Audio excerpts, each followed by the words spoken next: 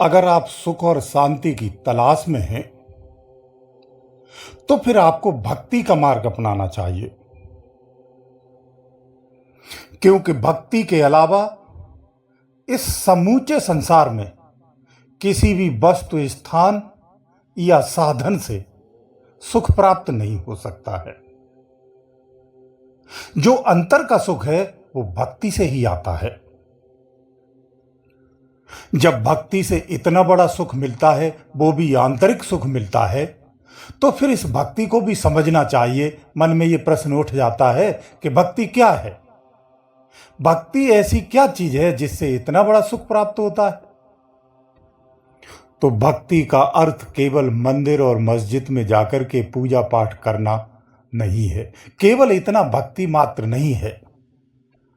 भक्ति एक गहरा एहसास है।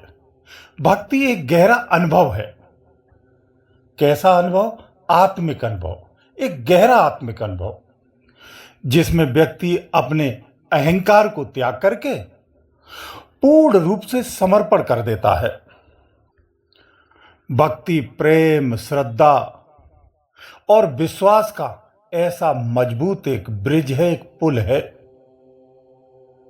जो ईश्वर रूपी सत्ता से या ईश्वर से जाकर के सीधा मिलाता है। जब हम भक्ति करते हैं तो हमारे अंदर में एक गहरी सकारात्मकता आने लगती है। काम, क्रोध, लोभ, मोह ऐसे विषयों से हम दूर होने लगते हैं, यानी ये सब चीजें छूटने लगती हैं। ये सारे विषय दुख के कारण ही होते हैं। इनके परिणाम दुख ही है। इनसे जब छुटकारा होता है तो दुखों से छुटकारा हो जाता है। जब काम, क्रोध, लोभ, मोह जैसे राक्षसों का नाश हो जाता है तो अंतर मन में शांति और सुकून स्थापित हो जाता है। सच्ची भक्ति हमेशा सत्कर्मों की ओर प्रेरित करती है। जब हम सत्कर्मों को प्रेम और सेवा भाव से करते हैं तो अंदर में असीम आनंद और एक शांति महसूस होती है, आभास होता है, जिसमें एक विशेष प्रकार का आनंद आने लगता है। ऐसी आनंददायी और सुकून देने वाली भक्ति की प्रेरणा देने वाले और इस भक्ति का आनंद, संपूर्ण आनंद को जीतने वाले हमारे इतिहास में तमाम महान संत हुए हैं, जिसमें कबीरदास हैं, मीराबाई है, नानक साहब हैं। ऐसे तमाम संत हैं जिन्होंने इस भक्ति को प्रमाणित किया है। आज वो इतिहास में सम्माननीय है और उन्हें सम्मान से याद किया जाता है। इस समाज में जागरूकता के लिए एक उदाहरण है। संत कबीर ने कहा है कि मन के हारे हार है और मन के जीते जीत। जो अपने मन को हरा लेता है, जो अपने मन को मार लेता है, ठहरा लेता है, मन को अपने बस में कर लेता है, वो भक्ति के माध्यम से संपूर्ण सुखों को प्राप्त कर लेता है और आनंद की अवस्था में स्थापित हो जाता है। जो मन पर अपनी विजय प्राप्त कर लेता है वो निर्भय हो जाता है। फिर न कोई उसे भय रहता है, न कोई चिंतन रहता है और ना ही फिर उसके अंदर में कोई किसी प्रकार का दुख रहता है, कलेश रहता है। वो सदा मस्त और बेफिक्री में जीता है। भक्ति का आनंद अद्भुत है। जिसे मिल रहा है सिर्फ वही जान सकता है। सुनने से भी उसका आभास नहीं हो सकता है। उसका आनंद अवर्णनीय है। भक्ति का एक नशा भी होता है। इससे बड़ा कोई नशा नहीं हो सकता है। वो आनंद स्वरूप नशा होता है। जो एक बार इस आनंद को चख लेता है उसे पूरा संसार फीका फीका लगता है। फिर उस संसार में उसका मन नहीं लगता है।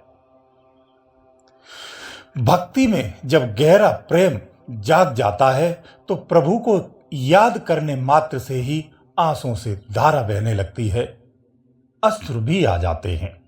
वो गाना बजाने में भी मस्त हो जाता है, खुश होता है, आनंदित होता है, नाचता है, गाता है, बेफिक्र हो जाता है। तो ऐसी भक्ति करने का सही तरीका क्या है? हमें कैसे भक्ति करना चाहिए? तो देखो, ऐसा है, हमें एक निश्चित समय बनाना चाहिए और दृढ़ता से बनाना चाहिए। नित्य नियम से ध्यान और भजन दोनों करना चाहिए। एक निश्चित समय जरूर होना चाहिए। अपने बिजी शेड्यूल में इतना समय जरूर निकालना चाहिए। स्मरण और ध्यान दोनों आवश्यक होते हैं। आप जिस स्थान पर कहीं भी हैं, वहां इसको अपना सकते हैं। सत्संग करना चाहिए, सत्संग में शामिल होना चाहिए, ये बहुत जरूरी है। काम में थोड़ा सा समय निकाल करके सत्संग में जाना चाहिए। ऐसे लोगों की संगत करनी चाहिए जो अच्छे विचारों के हैं, अच्छी बात करने वाले हैं, जो संसारिकता की बात करते हैं, दूसरे लोगों के बारे में बात करते हों। ऐसे लोगों से बचना चाहिए। अगर अच्छी सत्संग नहीं मिल पाती है, संगत अगर अच्छी नहीं मिल पाती है, तो आप अकेले में रहते हैं, तो वहां भजन भी करिए और भजन भी सुनिए। भजन के साथ अपनी संगत कर लीजिए। अंदर में बैठी हुई शक्ति से बात करिए, तो वो आपको वापस उत्तर देती है। तो वहां आपका सत्संग प्रारंभ हो जाएगा। धीरे धीरे सतगुरु रूपी रूहानी जागृत हो जाती है, जिससे आप अंदर में ही प्रश्न करने से उत्तर प्राप्त होता है। अगर फिजिकली कुछ करना चाहते हैं, समाज में हैं और समाज सेवा में लग जाना चाहिए, परमार्थ के कार्य करना चाहिए। बिना शर्त के, बिना कहे चुपचाप करना चाहिए, लेकिन परमार्थ का कार्य करना चाहिए। इसमें आपकी सत्संगत भी जुड़ जाएगी, अच्छे लोग जुड़ेंगे, परमार्थी लोगों से संपर्क होगा। हृदय में सेवा भाव होना चाहिए। सेवा भाव आने से अहंकार नष्ट हो जाता है। इसीलिए सेवा बहुत आसान और सरल साधन कहा गया है। परमार्थ से अहंकार नष्ट हो जाता है, अंतर आनंद की अनुभूति होती है, मन को खुशी मिलती है, मन पूरी तरह से सकारात्मक हो जाता है। इसीलिए सेवा में बहुत ताकत होती है। एक तपस्या से वर्षों तक जो हासिल करता है, सेवा में सतगुरु से वो क्षणिक में प्राप्त कर सकता है। इसलिए सेवा में बहुत पावर है। तो आपको ये बात समझना चाहिए और गहराई से समझना चाहिए कि सच्ची भक्ति केवल पूजा पाठ नहीं होती है। अगर केवल भक्ति पूजा पाठ से ही होती तो कबीरदास जी ने कहा है कि पत्थर पूजे हर मिले तो पूजू मैं पहाड़। तो मैं पहाड़ की क्यों ना पूजा करने लगूं, छोटे पत्थर की क्यों करूंगा अगर हर ही मिल जाता है तो। पूजा हृदय में और हृदय से की जाती है। उनका कहने का संदेश ये है, इसे आपको समझना चाहिए और बाहरी आडंबरों से बचना चाहिए। अगर आप भक्त हैं और एक जिम्मेदार व्यक्ति हैं, तो अपनी सामाजिक समस्याओं को उस ईश्वर के नाम समर्पित कर देना चाहिए और स्वयं को बेफिक्र कर लेना चाहिए। क्योंकि गीता में भगवान कृष्ण ने कहा है कि कर्मण्ये बाधिकारस्ते, कर्म पर तेरा अधिकार है, फल पर नहीं है। इसलिए परिणाम प्रभु के सहारे छोड़ देना चाहिए। भक्ति मानव को भौतिक इच्छाओं से ऊपर उठाती है। ऊपर उठने के उपरांत आत्म शांति प्राप्त होती है। तुलसीदास जी ने रामचरितमानस में इसी भक्ति को दुख का निवारण बताया है। निराशा के गहरे दलदल में डूबा हुआ एक व्यक्ति अगर वो भक्ति करता है तो सहज में ही बाहर आ जाता है, उत्साहित हो जाता है, खुशमय हो जाता है, आनंदमय हो जाता है और ईश्वर में उसे गहरा विश्वास हो जाता है। तो इस प्रकार से समझा जा सकता है भक्ति क्या है। भक्ति एक साधना है, एक कल्याणकारी साधना है जो बाहरी आडंबरों से बचा करके हृदय में और अंदर के मन को शुद्ध करती है। भक्ति व्यक्ति को आंतरिक रूप से इतना मजबूत और इतना स्ट्रॉन्ग कर देती है कि बाहर की परिस्थितियां फिर उसे प्रभावित नहीं कर पाती हैं, बाहर के दुख उसे प्रभावित नहीं कर पाते हैं।